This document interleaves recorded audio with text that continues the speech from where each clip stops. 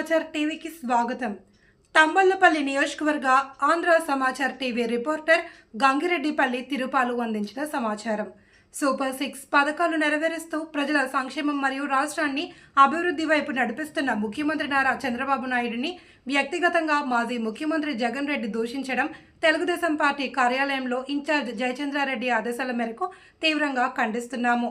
నేడు తంబళ్లపల్లి నియోజకవర్గం ములకల చెరువు మండలం తెలుగుదేశం పార్టీ కార్యాలయంలో ఇన్ఛార్జ్ జయచంద్రారెడ్డి ఆదేశాల మేరకు చిత్తశుద్ధితో రాష్ట్ర అభివృద్ధి కానీ ప్రజలకు మేలు చేయడం మర్చిపోయి ధనార్జనే ధ్యేయంగా మీ వైసీపీ ప్రభుత్వంలో లక్షల కోట్లు అప్పులు చేసి రాష్ట్రం అభివృద్ధికి నోచుకోక ప్రజాస్వామ్యానికి పంగనామాలు పెట్టి ప్రజలను ప్రభుత్వ ఉద్యోగులను భయభ్రాంతులకు గురిచేసి రాష్ట్రాన్ని సర్వనాశనం చేసి అభివృద్ధి అంటే తెలియని వ్యక్తి జగన్మోహన్ రెడ్డి. ప్రజలే కాదు ప్రపంచం మెచ్చిన విజన్ ఉన్న సీనియర్ లీడర్ చంద్రబాబు వ్యక్తిగతంగా దూషించడం జగన్మోహన్ రెడ్డి దిగజారుడు రాజకీయానికి నిదర్శనమని, ఇలాంటి ప్రేరేపిత చర్యలు మానుకోవాలి అని తెలియజేస్తున్నాము.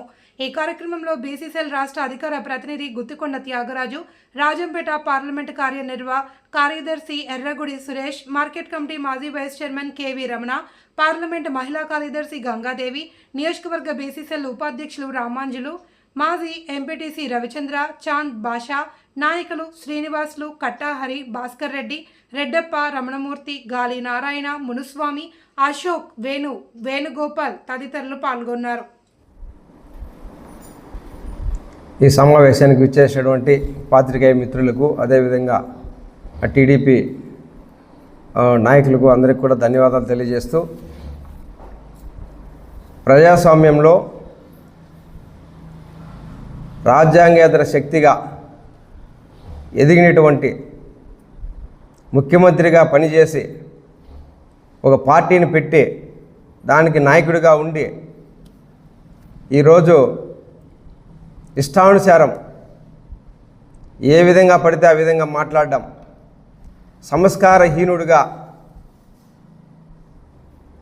ఒక హుందాతనం లేకుండా, గౌరవం లేకుండా పెద్దలన్నా కానీ ప్రజలన్నా కానీ రాష్ట్ర ప్రజలు ఏమనుకుంటారనే అనుకుంటారో అని కూడా విచక్షణ జ్ఞానం లేకుండా ఇష్టానుసారం ప్రెస్ మీట్లో అప్పుడప్పుడు అంటే సంవత్సరానికి ఒకసారి ప్రెస్ మీట్ పెట్టి విమర్శించడం తప్ప అభివృద్ధి చేతగాని చరిత్రహీనుడు జగన్మోహన్ రెడ్డి. ఈరోజు ప్రజాస్వామ్యంలో అరుదుగా ఇలాంటి వాళ్ళు ఉంటారు. చాలామంది రాజశేఖర్ రెడ్డి, అంతకుముందు మరిచెన్నారెడ్డి, జనార్దన్ రెడ్డి వీళ్ళంతా కూడా చాలామంది ముఖ్యమంత్రులుగా పనిచేశారు. ఎవరు కూడా చరిత్రలో ఈ విధంగా మాట్లాడిన దాఖలాలు ఎక్కడా లేవు. ఆయన మాట్లాడే మాటలో దిగజారుడుతనము, అటవిక అరాచక మనస్తత్వానికి నిదర్శనం జగన్మోహన్ రెడ్డి. ఈరోజు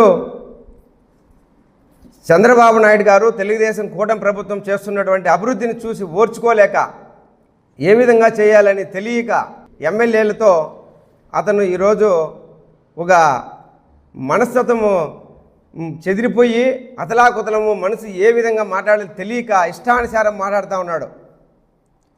రాష్ట్ర ప్రజలు నీ మనస్తత్వాన్ని, ఈ యొక్క అహంకారపూరితమైన మనస్తత్వాన్ని వద్దు అని చెప్పి 150 స్థానాల నుంచి నిన్ను 11 స్థానాలకు దిగజార్చి నిన్ను ఇంట్లో కూర్చొని పెడితే నువ్వు ఈరోజు ఇష్టానుసారము చంద్రబాబు నాయుడు గారి గురించి అసలు నువ్వు మాట్లాడే పద్ధతి ఏంది, నీ సబ్జెక్ట్ ఏంది, నువ్వు మాట్లాడే విధానం ఏంది, ఏదైనా ఉంటే నువ్వు ప్రతిపక్షంలో ఉన్న నాయకుడిగా, ఒక పార్టీ నాయకుడిగా మాట్లాడాల్సింది. ఒక రాజకీయంగా నువ్వు ఇది లోపాలు ఉన్నాయని ఎత్తి చూపాలి. కానీ బావిలో పడండి, చెరువులో పడండి, బంగాళాఖాతంలో కలుపుతాము, నరుకుతాము, ఇది ఏందండి? మీ మనస్తత్వానికి ఇది ఒక సైకో మెంటాలిటీ తప్ప, ఒక రౌడీజం తప్ప ఇది మంచి పద్ధతి కాదని చెప్పి ఈరోజు మేము నీ యొక్క వ్యాఖ్యలను తీవ్రంగా ఖండిస్తూ ఉన్నాం. మేమే కాదు, రాష్ట్ర ప్రజలందరూ కూడా నీ మానసిక పరిస్థితికి ఆశ్చర్యం వ్యక్తం చేస్తూ నీ మాటలను అందరూ కూడా రాష్ట్ర వ్యాప్తంగా ఈరోజు ఖండిస్తూ ఉన్నారు. కాబట్టి జగన్మోహన్ రెడ్డి, చంద్రబాబు నాయుడు ఏం చేశాడు, నువ్వేం చేసావు అనేది నువ్వే నీ మనస్తత్వాన్ని ప్రశ్నించుకో. ఈరోజు పేద ప్రజలను ఆదుకునే ఘనత ఒక చంద్రబాబు నాయుడు తెలుగుదేశం కూటమి ప్రభుత్వానికే తగ్గుతుంది. 5 రూపాయలకు అన్నా క్యాంటీన్లు ఇస్తున్నాడు, అదేవిధంగా మహిళలకు ఉచితంగా గ్యాస్ ఇస్తున్నాడు, అదేవిధంగా 16,000 మంది టీచర్ పోస్టులు డిఎస్సి ప్రకటించి నిరుద్యోగులను ఆదుకున్నాడు. అదేవిధంగా హంద్రీనివా కాలువను రాయలసీమలో పారించి అపర భగీరథుడైనాడు చంద్రబాబు నాయుడు గారు. ఇలాంటి ఎన్నో సంక్షేమ పథకాలు చేస్తుంటే ఓర్చుకోలేక ఈరోజు నీ ఇష్టానుసారము నువ్వు ఒక సైకోలాగా ప్రవర్తించడము ఇది ఎంతవరకు సమంజసం కాదని ఇలాంటి వాక్యాలను మేము తీవ్రంగా ఖండిస్తూ, ఇవి కూడా మళ్ళీ భవిష్యత్తులో రిపీట్ అయితే నీ రాజకీయ భవిష్యత్తు అతల పాతాళానికి వెళ్ళిపోతుందని చెప్పి, భవిష్యత్తులో నువ్వు తిరిగే ప్రసక్తి కూడా ఉండదని చెప్పి తెలియజేస్తున్నాం.